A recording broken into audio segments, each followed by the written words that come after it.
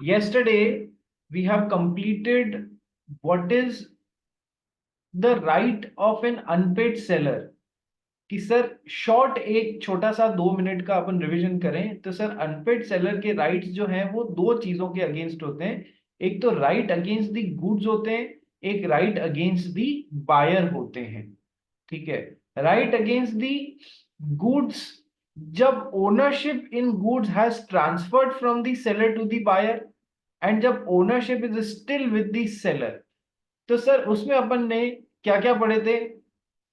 Sir एक तो होता है राइट ऑफ लियन, ये दोनों जगह अवेलेबल होता है।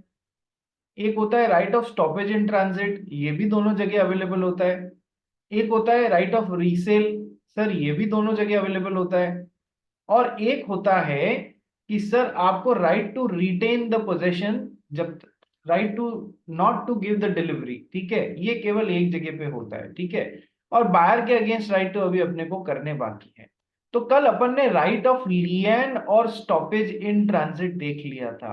लियन का राइट फिजिकल पोजेशन को अपने पास में तब तक रखने का राइट है जब तक कि आपको उसका पेमेंट नहीं मिल जाता। सेलर अनपेड सेलर है तो फिजिकल पोजीशन अपने पास रख सकता है, चाहे किसी भी कैपेसिटी में रख रहा है, एज अ बेली रख रहा है, एज अ सेलर रख रहा है, किसी भी as an agent of the buyer रख रहा है, किसी भी कैपेसिटी में रख रहा है। ठीक है। ये तो हो गया लियन। या बायर इंसॉल्वेंट हो गया और अभी तक पोजेशन सेलर के पास में पड़ा है तो सर वो राइट ऑफ लियन एक्सरसाइज कर सकता है। ठीक है। Right of stoppage in transit की सर एक तो सेलर अनपेड सेलर है, दूसरा माल ट्रांजिट में है। ट्रांजिट का ये मतलब नहीं है कि फिजिकली मूव कर रहा है एक जगह से दूसरी जगह, ऐसा नहीं है। ट्रांजिट का मतलब है कि माल सेलर ने कैरियर को पकड़ा दिया है for the purpose of transmission to the buyer without reserving the right of disposal. ठीक है। भले ही वो पड़ा हुआ है लेकिन वो ट्रांजिट में माना जाएगा जब तक वो कैरियर के पास में है। ठीक है। इस पूरे दौरान के में वो ट्रांजिट में माना जाएगा। प्लस बायर हो गया इंसॉल्वेंट, तो फिर अब माल को बीच में रुकवाया जा सकता है कैरियर को कह के स्टॉपेज इन ट्रांजिट। ठीक है। ट्रांजिट खत्म हो जाएगा यदि वो दो तीन सिचुएशंस अपन ने पढ़ी थी कि सर माल जो है वो बायर को दे दिया जाए या बायर के एजेंट को दे दिया जाए या बेल रास्ते में बायर ने लीगली उसका माल को ऑब्टेन कर लिया है तो। ठीक है। Right of lien is a right to retain the possession of the goods, whereas right of stoppage in transit is a right to regain the possession of the goods. ये दोनों में इन दो शब्दों पे एम्फेसाइज किया था मैंने। ठीक है। आज अपन करते हैं what is the difference between right of stoppage in transit and right of lien. ठीक है। आइए करना स्टार्ट करते हैं। एग्जाम में कभी कभी डायरेक्टली डिफरेंसेस भी पूछ लेते हैं। पारिया जी। First objective, right of lien to retain possession of goods, right of stoppage in transit to regain possession of goods handed over to a carrier for the purpose of transmission. ठीक है, retain regain ध्यान रखना। Second. Buyer status, in right of lien, the right can be exercised when buyer fails to pay the price. Buyer may be solvent or insolvent. Buyer solvent है चाहे insolvent है, इससे हमको कोई फर्क नहीं पड़ता है। यदि माल का फिजिकल पोजीशन हमारे पास में है तो हम उसे अपने पास रख सकते हैं फॉर पेमेंट। प्राइस नहीं दी है, हम अनपेड सेलर हैं, तो चाहे बायर सॉल्वेंट इंसॉल्वेंट ना हमें फर्क नहीं पड़ेगा, हम राइट उस माल को दबा के अपने पास रख सकते हैं। Second. Can be exercised only when the buyer is insolvent. Stoppage in transit तो केवल और केवल रोकने का माल एक ही जगह पे आपको राइट मिलता है जब बायर इंसॉल्वेंट हो गया। ठीक है। Point number third, possession of the goods. In right of lien, the goods should be in the actual and physical possession of the seller.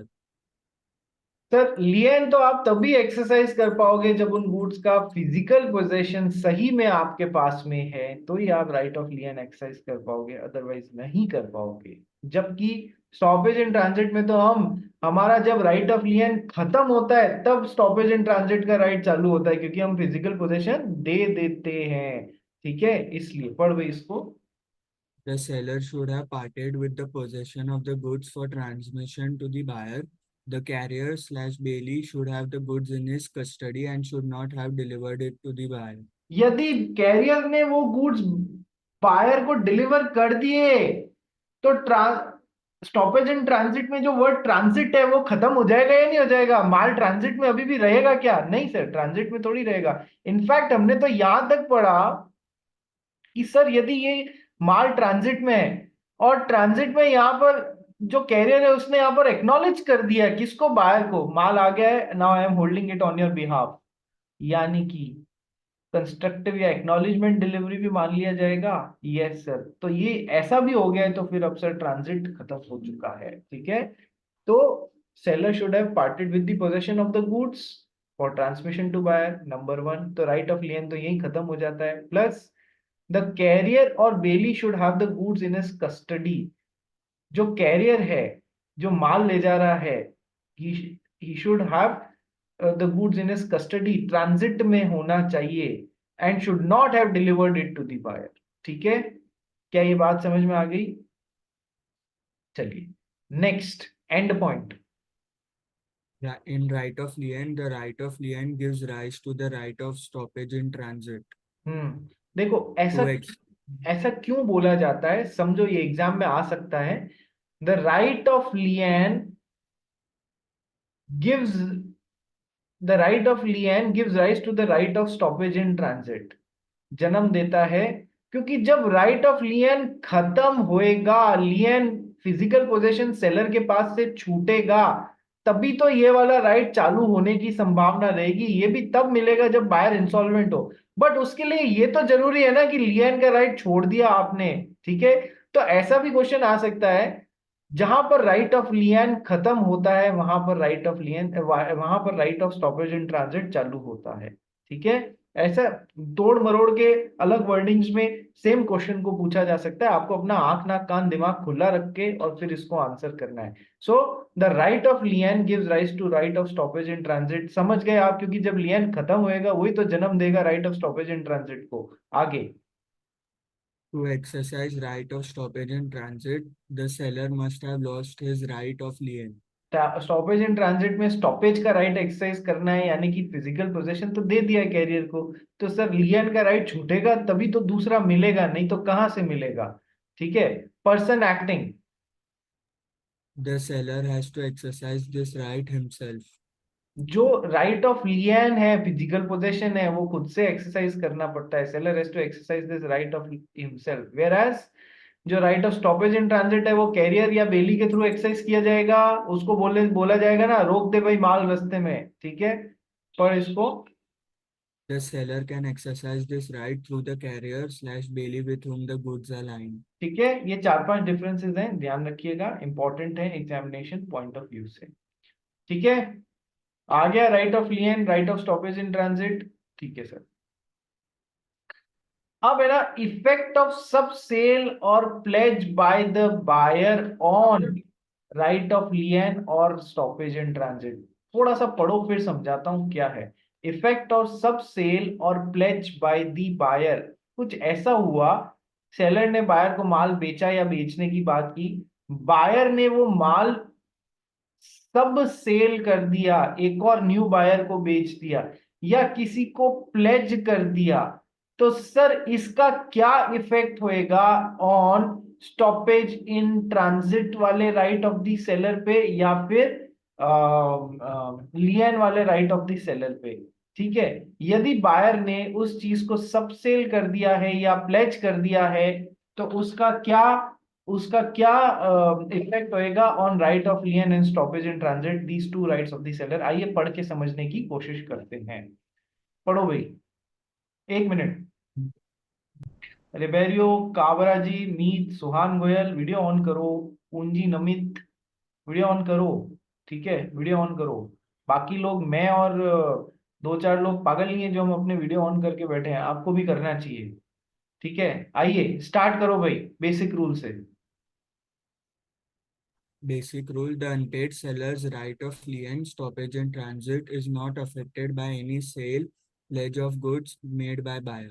Basic rule, seller के जो दो राइट्स जो अपन ने अभी तक पढ़ लिए हैं, राइट ऑफ लियन और right of stoppage in transit, ये यदि बायर ने किसी और को सब सेल कर दिया है या प्लेज कर दिया है, तो सर उससे ये राइट्स इफेक्ट नहीं होंगे, नहीं होंगे, नहीं होंगे, बेसिक रूल। पर इसके एक्सेप्शंस हैं, in these two cases unpaid seller can not exercises above two rights, unpaid seller अपने दो राइट्स ये एक्सरसाइज नहीं कर पाएगा। पहला क्या है, when the seller assents to such sale or pledge, जब सेलर ने खुद ने चाहे डायरेक्टली चाहे इनडायरेक्टली ऐसे सेल को असेंट कर दिया। याद करो, ये ऑलरेडी बताया हुआ है। कब? सर, सेलर ने गुड्स का राइट ऑफ लियन एक्सरसाइज किया हुआ है, माल इसी के पास में पड़ा हुआ है। बायर किसी बंदे न्यू बायर को लेके अपने साथ में आता है और उसके सामने रिप्रेजेंट करता है सेलर और न्यू बायर के सामने कि ये माल मेरा ही है, बस इनके पास रखा हुआ है। और सेलर चुप रह जाता है, सेलर चुप रह जाता है। तो इनडायरेक्टली इसके लिए कंसेंट कर रहा है या नहीं कर रहा है? और इस पे स्टॉपल वाला रूल लगेगा या नहीं लगेगा? स्टॉपल वाला रूल लगेगा या नहीं लगेगा? आफ्टरवर्ड्स न्यू बायर जब, अच्छा तेरा ही माल है, चलो ये पकड़ो पैसे, अब माल लेने में वहां चला जाता हूँ। और सेलर बोलते हैं, हाँ उसका माल थोड़ी था, अभी तो मेरा राइट ऑफ लियन बाकी नहीं। अब तुमने एक बार न्यू बायर के सामने जब ये रिप्रेजेंट कर रहा था तो तुम चुप रह गए, सेलर चुप रह गया, तो सर ईस्टॉपल वाला रूल लग जाएगा। अब आपने इनडायरेक्टली खुद की कंसेंट दे दी ना उस सेल के लिए, now you will be stopped afterwards from denying this fact. तो ये तो अपन ने ऑलरेडी पढ़ रखा है, बस बात को नए तरीके से बोला गया है। ठीक है, in the following two cases unpaid seller loses his right of lien or stoppage in transit, क्या? When the seller himself has assented to such sale or pledge which is done by the buyer to a new person। ठीक है, चलिए second point पढ़ भाई। When the seller has transferred a document of title of goods to the buyer, who has further transferred it by way of sale slash pledge for value to a person who takes it in a good faith and for consideration. देखो, यदि seller ने buyer को, अपन ने पढ़ा हुआ है ना, या तो माल दे दिया है या फिर document of title to goods दे दिया है, कागज दे दिए हैं। पढ़ाया हुआ है या नहीं पढ़ाया हुआ है? Yes sir. यदि सेलर ने बायर को माल दे दिया है, एक बात समझना, तो क्या अब बायर के पास में माल पहुंच गया डायरेक्टली, तो गुड्स दे दिए, तो क्या स्टॉपेज इन ट्रांजिट और लियन का राइट वैसे भी रहेगा क्या? क्या लियन और स्टॉपेज इन ट्रांजिट का राइट, क्योंकि अब ना तो इसके पास में है और बायर के पास में माल पहुंच गया, तो ना तो राइट ऑफ लियन रहेगा ना स्टॉपेज इन ट्रांजिट। इसलिए इसलिए सुनना, ये वाला राइट तो वैसे भी खत्म। ठीक है, गुड्स दिखा के ये किसी को माल दे दिया है तो ठीक है, इसलिए इस पे अपन अभी नहीं जाएंगे। अपन किस पे जाएंगे कि सर सेलर ने बायर को यदि डॉक्यूमेंट्स दे दिए हैं उसके, जिसको दिखा के उसने न्यू बायर को यदि माल बेच दिया है या किसी के पास में उसको प्लेज कर दिया है, तो सर डॉक्यूमेंट के बेसिस पे हो रहा है ना, तो फिर सर इसने भी गुड फेथ में किया है ना, चाहे न्यू बायर ने चाहे जिसके पास प्लेज कर रहे हैं उसने भी गुड फेथ में किया है ना। ठीक है, फॉर कंसिडरेशन किया है ना। यस सर, इसको कुछ पैसा दिया है तब जाके गुड फेथ में फॉर कंसिडरेशन डॉक्यूमेंट दिखा के हुआ है, तो अब सेलर का लियन या स्टॉपेज इन ट्रांजिट नहीं रहेगा, क्योंकि ये एक्सेप्शन है जो अपन ने पहले भी पढ़ा हुआ है। नी मुरार का कुछ कुछ समझ में आया या सब कुछ समझ में आया? रसम। है ना, पहले किया हुआ है ये, उसी को हम यहाँ पर फिट कर रहे हैं। स्टॉपेज इन ट्रांजिट और लियन के राइट छूट जाएंगे इन दो सिचुएशंस में, या तो डायरेक्टली या इनडायरेक्टली एसेंट कर दिया है टुवर्ड्स सच सेल और प्लेज, ठीक है, सेलर ने, या फिर सेलर ने document of title of goods जो है वो दिया, किसको? बायर को। डॉक्यूमेंट दिया है, गुड्स नहीं दिया है। ठीक है, उस डॉक्यूमेंट को दिखा के आगे वो सेल परचेस कर लेता है या फिर माल को गिरवी रख देता है डॉक्यूमेंट को दिखा के, और सामने वाले ने भी गुड फेथ में काम किया है, फॉर वैल्यू या कंसिडरेशन काम किया है। ठीक है, तो फिर अब सर स्टॉपेज इन ट्रांजिट और लियन का राइट खत्म हो जाता है, ये बात ध्यान रखना। ठीक है, आगे पढ़ो।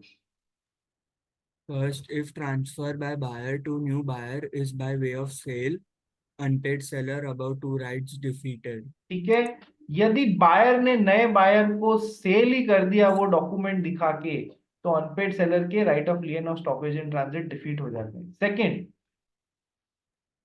If transfer by buyer to a new person is by way of pledge, unpaid seller above two rights can only be exercised subject to the rights of pledge. ये बड़ा That is, इंपॉर्टेंट पॉइंट है, ये बड़ा important point है। देखो, यदि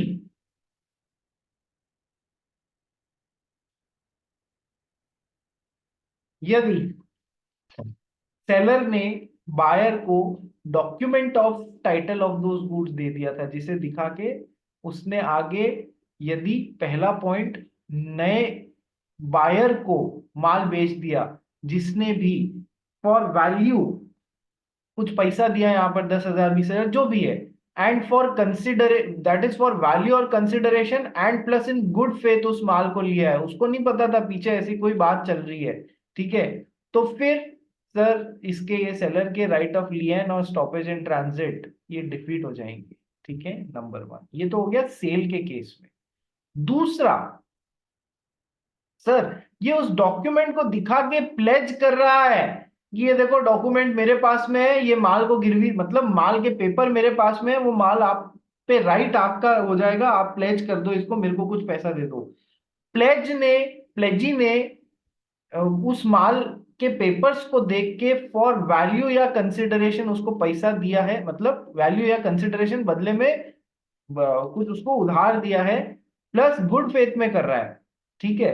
तो sir अब सेलर का राइट ऑफ लियन या स्टॉपेज इन ट्रांजिट जिंदा तो रहेगा, लियन या स्टॉपेज इन ट्रांजिट जिंदा तो रहेगा, but subject to the rights of the pledgee, but subject to the rights of the pledgee, मतलब कि पहले इसका उधार वापस चुकाया जाएगा, फिर इसको सेलर को अपना राइट ऑफ लियन या स्टॉपेज इन ट्रांजिट एक्सरसाइज करने को मिलेगा। मतलब पहला राइट इसका हो जाएगा। वापस पढ़ लो क्या लिखा है, if the transfer by buyer to a new person is by way of pledge. Unpaid seller के ये जो दो राइट्स हैं, लियन और स्टॉपेज इन ट्रांजिट, ये एक्सरसाइज तो किए जा सकते हैं but subject to the rights of the pledge, that is seller may still exercise his rights by paying off the pledgee, by paying off the pledgee. Seller बोला तेरे तेरे से कितना उधार लिया उसने, कि सर मेरे से 10,000 रुपए लिया और ये माल मेरे पास माल के पेपर्स मेरे पास गिरवी रखा दिए, इनडायरेक्टली माल मेरे पास गिरवी रखा दिया, कि फिजिकल पोजेशन तो माल का मेरे पास में या माल कैरियर के पास में, ठीक है। तो फिजिकल पोजेशन तो प्लेजी को मिल नहीं सकता था, पेपर्स के थ्रू ये सारा काम हो गया, ठीक है। तो सर सेलर बोलेगा ये पकड़ अपने 10,000 रुपए, तेरा काम खत्म हो गया ना, अब मेरा वापस स्टॉपेज इन ट्रांजिट या लियन का राइट चालू हो जाएगा, ठीक है। माल यदि मशीनरी जो ऐसा ही जिसके पेपर्स प्लेज करवा दिए गए, उसकी कीमत 1 लाख रुपए थी, ठीक है, 10,000 रुपए के लिए उसको यहाँ प्लेज कर दिया, या 20 30 40 हजार रुपए के लिए यहाँ पर प्लेज कर दिया, तो सेलर अभी भी सस्ता रहेगा ना, इधर यहाँ पर चुका दे और फिर अपना राइट ऑफ लियन या वो एक्सरसाइज कर ले। यस, बात समझ में आई, ठीक है। तो ऐसा भी हो सकता है। प्लेज के केस में यदि डॉक्यूमेंट दिखा के उस माल को प्लेज कर दिया है, गिरवी रखवाया है, माल के ऊपर कोई चार्ज क्रिएट करवा दिया है, तो सेलर के दो राइट जिंदा तो रहेंगे but subject to the right of the pledgee, उसको पे करोगे फिर अपना राइट एक्सरसाइज करते हैं, ठीक है। एक और जोरदार बात है इसमें, नोट पढ़ भाई फिर समझाता हूँ। Unpaid seller in case of pledge may ask pledgee to first secure his amount out of any other goods slash securities of buyer in hands of pledgee. ठीक है, अब देखो ये इसी सिचुएशन की अपन बात कर रहे हैं प्लेज वाले केस में। क्या ऐसा नहीं हो सकता, सेलर ने बायर को डॉक्यूमेंट ऑफ टाइटल दे दिया, अभी तक गुड्स का फिजिकल पोजीशन मान लो सेलर के पास में ही, या गुड्स ट्रांजिट में पड़े हुए हैं, बायर के पास में नहीं आया है, बायर के पास में केवल डॉक्यूमेंट ऑफ टाइटल हुआ है, जिसको दिखा के उसने माल प्लेज कर दिया, माल मतलब वो चीज प्लेज कर दी, ठीक है, जिसको दिखा के, और भी चीजें, मान लो प्लेजी से यहाँ पर एक 10 लाख रुपए का लोन जा रहा है, ठीक है। 10 लाख रुपए के लिए बायर ने अपनी जमीन यहाँ पर गिरवी रखाई, अपने कुछ डॉक्यूमेंट्स दूसरे शेयर्स यहाँ पर गिरवी रखा है, अपना लैंड यहाँ पर गिरवी रखाया, शेयर्स यहाँ पर गिरवी रखा है, और सेलर के मशीन के डॉक्यूमेंट ऑफ टाइटल भी रखा लिए। तीन चीजें यहाँ गिरवी रखाई 10 लाख रुपए के लिए। तो अब सेलर जो है उसका राइट प्लेजी के बाद में आएगा, ये तो अपन ने पढ़ लिया था। बट यदि ऐसी सिचुएशन है जहां पर और भी सिक्योरिटीज बायर ने प्लेजी को दी है, तो फिर सर सेलर का एक राइट बनता है, वो प्लेजी को बोल सकता है सर आपका जो भी पैसा है पहले इन बाकी सिक्योरिटीज से वसूल लो, यदि उससे पैसा पूरा नहीं पड़ता है तो मैं सीन में फिर आके आपको फिर मेरी मशीन को हाथ लगाना, फिर मेरे मशीन के पेपर्स को हाथ लगाना। मतलब सेलर को एक एडिशनल राइट यहाँ पर कंफर्ट लेवल दिया गया है कि सर पहले दूसरी सिक्योरिटीज से कोशिश कर लीजिए, फिर भी नहीं होता है तो अपन बैठ के बात करेंगे और बचा हुआ पैसा मैं चुकाऊंगा, ताकि राइट ऑफ लिएन और स्टॉपेज इन ट्रांजिट मेरा जिंदा रहे। ठीक है, ये एडिशनल राइट सेलर को दिया जाएगा। In unpaid seller in case of pledge may ask the pledgee to first secure his amount out of any other goods और securities of buyer in hands of pledgee, then touch the goods of the seller. ये उसका right है। क्या ये पूरा समझ में आ गया? इफेक्ट ऑफ सबसेल और pledge by the buyer. Yes sir, exam में क्वेश्चन आ सकता है। तो अब हम बढ़ते हैं तीसरे राइट की तरफ, right of lien, right of the seller against the goods, right of lien, right of stoppage in transit. तीसरा राइट होता है राइट ऑफ रीसेल। ये तो अपन ने पहले भी पढ़ा हुआ है ना, कहाँ पढ़ा हुआ है sir? Nemo dat quod non habet, nemo dat quod non habet. A person cannot give a better title to another person than what he himself has. तो सेलर ने बायर को यदि गुड्स की ओनरशिप दे दी तो खुद तो ओनर रहा नहीं, लेकिन सर अब ये पैसा ही नहीं चुका रहा है, पैसा ही नहीं चुका रहा है, तो सर इसने राइट ऑफ लियन एक्सरसाइज किया हुआ है, बहुत टाइम हो गया, रीजनेबल टाइम हो गया, पैसा चुक नहीं रहा है। Sir now the seller can resell, if he is an unpaid seller he can resell the goods to a new buyer and he has the authority to give the new buyer a better title than what he himself has. Title तो इसने पहले इसको दिया हुआ है, तो खुद के पास तो रहा नहीं, तो भी खुद के पास नहीं है, उससे बेटर टाइटल न्यू बायर को देगा। न्यू बायर गुड फेथ में खरीद रहा है वगैरह वगैरह, वो जो भी बातें हैं ठीक है, बट दे सकता है। तो नेमोडाइट के वन ऑफ द एक्सेप्शंस जैसे अपन ने पढ़ा है, राइट ऑफ रीसेल, वापस बेच सकते हैं, लेकिन इसके लिए बहुत सारे इफ्स एंड बट्स हैं, आओ पढ़ना पड़ेगा अपने को। पढ़ भाई, पढ़ो पढ़ो पढ़ो। Where the buyer fails to pay or offer the price to the seller within the reasonable time, an unpaid seller can exercise his right to resell the goods in following cases. जहां buyer ने seller को reasonable time में या तो पैसा दिया नहीं है, पेमेंट प्राइस दिया नहीं है, या फिर ऑफर नहीं किया है, ठीक है, तो अनपेड सेलर हो गया। Yes sir, he can exercise his right to resell the goods in following cases. Point number one, बहुत अच्छे पॉइंट्स हैं ये, याद रखना बेटा, ठीक है, यहाँ तुम्हारा घोटना पड़ेगा। Point number one, where the good, अब देखो पॉइंट क्या आता है, पॉइंट ये आता है सर है ना, रीसेल करते वक्त क्या सेलर ने बायर को प्रायर इन्फॉर्म किया है, देख तू तो अब माल चुका नहीं रहा है, इस तू पैसे चुका नहीं रहा है, इसलिए मैं न्यू बायर को रीसेल करूंगा या कर रहा हूं, ठीक है, नोटिस देने की बात आती है। तो कई बार क्या होता है, सेलर पुराने बायर को नोटिस दे देता है, कई बार सेलर पुराने बायर को नोटिस दिए बिना न्यू बायर को माल बेच देता है, ठीक है, उसके क्या क्या इफेक्ट्स आएंगे वो पढ़ेंगे। लेकिन सर जब गुड्स पेरिशेबल नेचर के हैं, सेलर ने माल का लियन या तो अपने पास रखा है या स्टॉपेज इन ट्रांजिट करा के रीगेन कर लिया है उसने पोजेशन, ठीक है, अब सर है ना, माल यदि पेरिशेबल नेचर का है, if the goods are of perishable nature, जो बहुत जल्दी खराब होते हैं, जैसे दूध हो गया या जैसे मक्खन हो गया या आइसक्रीम्स हो गई या फिर जो वो कहते हैं ना अपने वेजिटेबल्स हो गई, if the goods are of perishable nature, क्या ये नोटिस नोटिस खेल खेलता रहेगा क्या? उतने में तो माल खराब हो जाएगा। तो जहां पर गुड्स पेरिशेबल नेचर के हैं, वहां पर there is no need to inform the buyer about the intention of the resale, वहां पर सेलर को फ्री कर दिया गया है, आपको कोई रीसेल का नोटिस देने की जरूरत नहीं है पुराने बायर को। लॉजिकल बात हो रही है ना? यस सर, लॉजिकल है ना? और तुम अपना दिमाग माल को फटाफट बेचने में लगाओगे या नोटिस नोटिस करते रहोगे?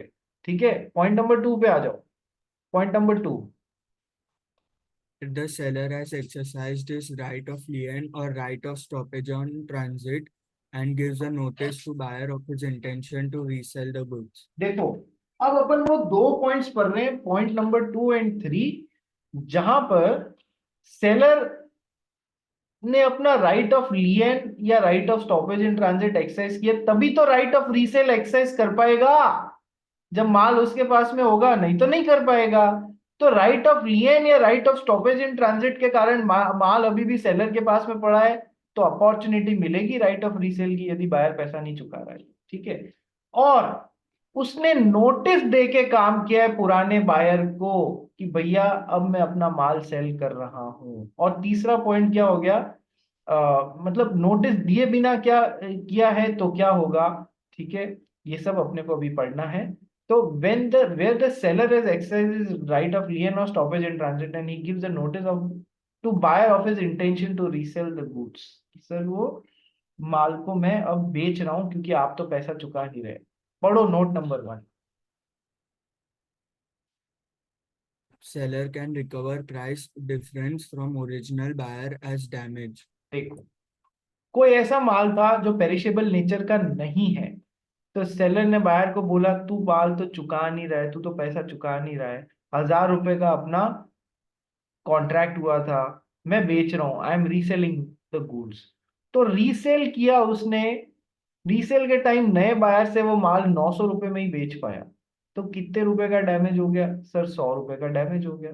100 रुपए का डैमेज नोटिस देके बेचा है ना, नोटिस देके बेचा है ना, तो वसूल सकते हो 100 रुपए का डैमेज, वसूल सकते हो 100 रुपए का डैमेज। क्या ये बात समझ में आ गई, how notice will effect. Notice देके बेचा है ना, पुराने बायर को रीसेल किया है ना, तो फिर आप ये जो भी डैमेज होगा ना वो पुराने बायर से वसूल सकते हो। ध्यान रखना कि तूने अपना कॉन्ट्रैक्ट पूरा नहीं किया, इसलिए मेरे को ये डैमेज हुआ, तो मैं नोटिस दे रहा हूं ना, तो मैं वसूल सकता हूँ। सेकंड नोट पढ़। Seller can retain profit if resale price is higher. Sir कई बार है ना, किस्मत जो होती है ना वो बड़ी तेज होती है। इसने तो माल लेने से मना कर दिया 1000 रुपए में, हम बेचने गए मार्केट में और हमने वो 1000 रुपए का जो कॉन्ट्रैक्ट प्राइस था वो इसने जो खरीदा नहीं, या वो पैसा नहीं दे रहा है, इसको नोटिस दिया भाई तू तो खरीद नहीं रहा है, मैं माल मार्केट में बेच रहा हूँ, ठीक है, नए बायर को नोटिस दे के फिर बेचा, वो माल 1200 रुपए में बिक गया। किस्मत सिकंदर है, ठीक है, माल 1200 रुपए में बिक गया। तब एक्स्ट्रा कितना प्रॉफिट हुआ रे, कि सर 200 रुपए का प्रॉफिट हुआ। चूंकि सेलर ने बायर को नोटिस देके ये माल बेचा था, तो ये जो एक्स्ट्रा प्रॉफिट है ये सेलर रिटेन कर सकता है अपने पास में, जो उसको रीसेल के कारण हुआ। नोटिस दे के बेचा ना, सही तमीज से तरीके से काम किया, तो ये एक्स्ट्रा 200 रुपए अपने पास में रिटेन करके रख सकता है। नेतन, मीत, दक्ष, महक, समझ में आया नोटिस देने का क्या इफेक्ट होता है, नोटिस देने का क्या इफेक्ट होता है, समझ में आ गया। रीसेल करो, पेरिशेबल गुड्स है तो कोई नोटिस देने की जरूरत नहीं है, कुछ भी नहीं है, ठीक है। नॉन पेरिशेबल गुड्स को रीसेल करने की बात कर रहे हो तो सही तरीका क्या है, नोटिस देके करो। नोटिस देके किया और लॉस हुआ, नोटिस देके किया और लॉस हुआ तो लॉस वसूल लोगे। नोटिस देके किया और प्रॉफिट हुआ, प्रॉफिट भी तुम ही रिटेन कर सकते हो एज अ सेलर, वो ये बात ध्यान रखना। अब नोट नंबर 3 और 4 पढ़ो। Note number 3। If goods resold without giving notice, seller cannot ask for damages, and if any extra profit, need to give it to buyer. क्या कलयुग आ गया है यार, बायर जो है वो प्राइस ही नहीं चुका रहा है। हमने राइट ऑफ लियन या स्टॉपेज इन ट्रांजिट से माल अपने पास में या तो रिटेन या रीगेन कर लिया फिजिकल पोजेशन, ठीक है। बायर को लेकिन सेलर बोलिया जीव था, ठीक है, उसने बायर को नोटिस दिए बिना माल आगे न्यू बायर को बेच दिया, ठीक है। यदि लॉस हो रहा है बिना नोटिस दिए इसने माल बेच दिया तो लॉस वसूल नहीं कर पाएगा सेलर पुराने बायर से।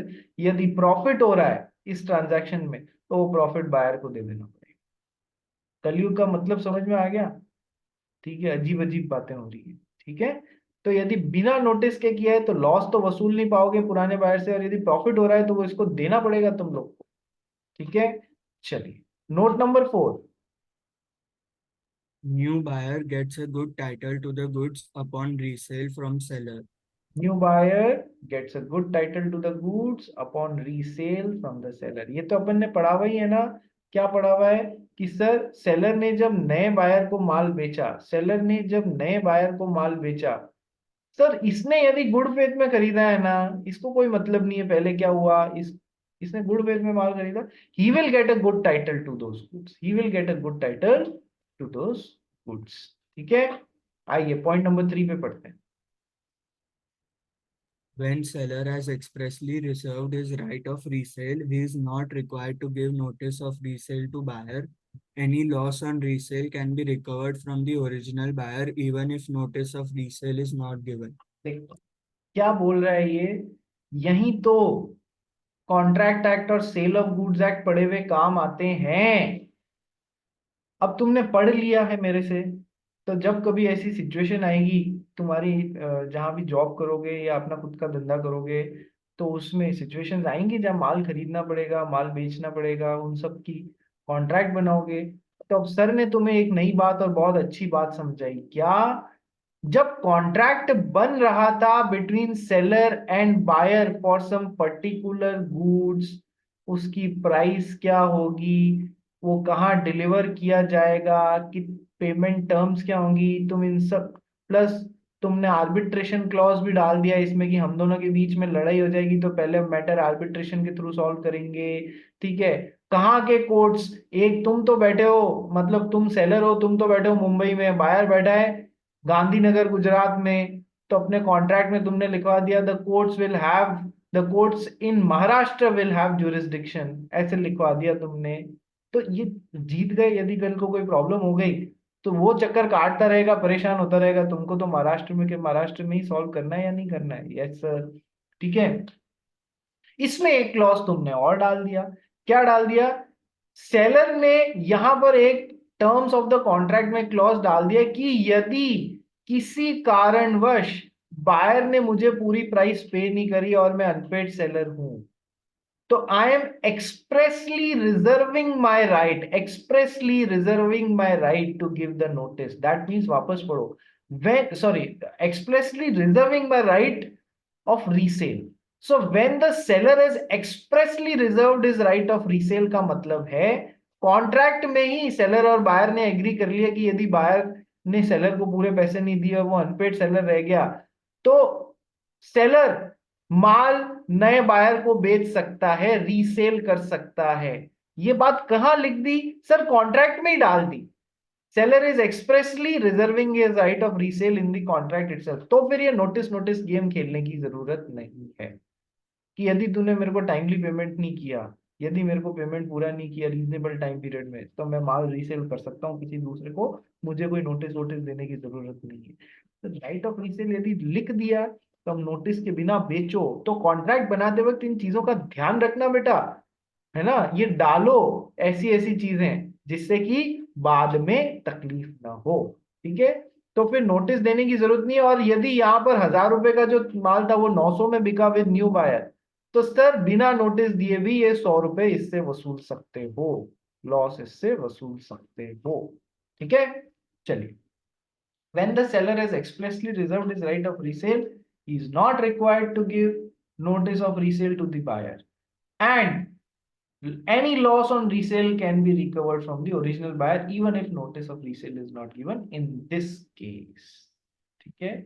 अब last point, where the property in goods has not passed to the buyer, तो फिर एक एक्स्ट्रा राइट मिलता है। कौन सा, right of withholding the delivery. कब से समझे, कुछ विशेष नहीं है सर। क्या बताया था मैंने आपको सर, चाहे गुड्स में ओनरशिप, जो प्रॉपर्टी या ओनरशिप है वो सेलर से बायर के पास में चली गई है, चाहे सेलर के पास में ही है बायर के पास में नहीं गई है, सर लियन का राइट इधर भी है, लियन का राइट इधर भी है, स्टॉपेज इन ट्रांजिट इधर भी है, स्टॉपेज इन ट्रांजिट इधर भी है।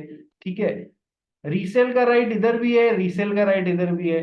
अब ओनरशिप सेलर से बायर के पास में नहीं गई है, वहां पर एक राइट यहां पर एक्स्ट्रा क्या मिलता है, right to withhold the delivery. मैं माल की डिलीवरी तब तक दूंगा ही नहीं जब तक ओनरशिप ट्रांसफर नहीं हुई है। तो it is as same as right of lien. ठीक है। तो जब पैसा ही मतलब आप, मैंने आपको ओनरशिप दी नहीं है तो मैं अपने पास डिलीवरी तब तक रख सकता हूँ, मैं अनपेड सेलर हूँ। हाँ, क्या तूने मेरे को, क्या मैंने तेरे को ओनरशिप दे दी, नहीं दी, मैं अपनी डिलीवरी भी अपने पास रख सकता हूँ जब तक मैं अनपेड सेलर हूँ, मैं डिलीवरी को होल्ड करके रख सकता हूँ। So in addition to right of lien, stoppage in transit, resale, it is a right similar to lien, also called quasi lien, sort of lien जैसा राइट है। हाँ, तो जब ओनरशिप नहीं दी, ठीक है, वो माल, मैं अनपेड सेलर हूं तो मैं तो डिलीवरी भी नहीं दूंगा, लियन की तो बात छोड़ दो, मैं तो अपने पास ही रखूंगा उसको। सॉर्ट ऑफ लियन जैसा ही राइट है, ज्यादा इसमें कुछ पढ़ने लायक है ही नहीं। तो क्या हमने rights of seller against the goods when the ownership is passed and when the ownership is not passed दोनों कर लिए या नहीं कर लिए? यस सर, कर लिए। ठीक है, याद रह जाएंगे। याद रह जाएंगे। किसी ने भी एक ने भी लिख के नहीं भेजे हैं। आई कैन अंडरस्टैंड, आज टेस्ट की तैयारी कर रहे होगे। टेस्ट के बाद में आज ये लिख के भेज देना। चैप्टर नंबर 4 अनपेड सेलर क्यों बोल रहा हूं? अवश्यम भावी होता है इस चैप्टर में से क्वेश्चन आना। अवश्यम भावी का मतलब समझते हो? ऑलमोस्ट 95% चांसेस होते हैं ये चैप्टर एग्जामिनर पेपर सेटर का प्रिय चैप्टर है, इसलिए बोल रहा हूं जरूर कर लेना। ठीक है भैया। चलिए, तो यहां तक तो अपन ने पढ़ लिया rights of unpaid seller against the goods. ठीक है। अब अपने को पढ़ने हैं rights of unpaid seller against the buyer. Buyer के अगेंस्ट अनपेड सेलर के क्या क्या राइट्स हैं? ठीक है। अपने को वो पढ़ना है कि सर 3 तरीके के राइट्स हैं। ओनरशिप ट्रांसफर हो गई है तो मैं कैसा सूट लगाऊंगा? सेलर जो है वो बायर पे कैसा सूट लगाएगा कि सर सूट फॉर प्राइस लगाएगा। ओनरशिप ट्रांसफर नहीं हुई है और उसने माल खरीदने से मना कर दिया और मेरे को मार्केट में सस्ते में बेचना पड़ गया, उसके कारण मेरे को 1000 रुपए का माल 900 में गया, तो मैं कैसा सूट लगाऊंगा कि सर सूट फॉर डैमेजेस लगाऊंगा। ठीक है। और तीसरा सूट फॉर इंटरेस्ट, यदि पेमेंट लेट वेट हो गया। तो ये 3 अपने को देखने, right of unpaid seller against the buyer. Same link पे वापस फटाफट सब जने रिज्वाइन करो।